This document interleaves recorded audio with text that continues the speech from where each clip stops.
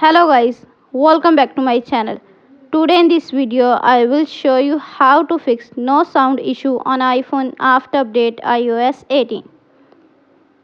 First of all, subscribe to my YouTube channel and press the bell icon to get new tech videos. Now let's start the video. Solution number 1. Turn on change with button. Open the setting app on your iPhone. On the setting page, scroll down, tap sound and haptics. Increase the ringtone and alerts. Turn on change with button. Tap on text tone. Make sure not default is selected. Solution number 2. Turn off do not disturb mode. Open the control center on your iPhone. On the control center page, tap on focus. Tap do not disturb mode.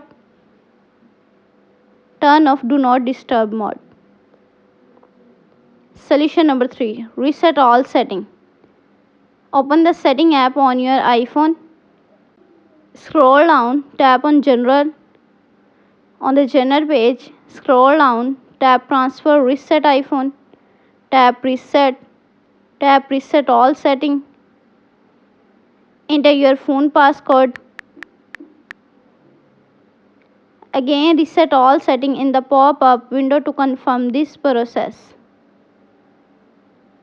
Thanks for watching this video.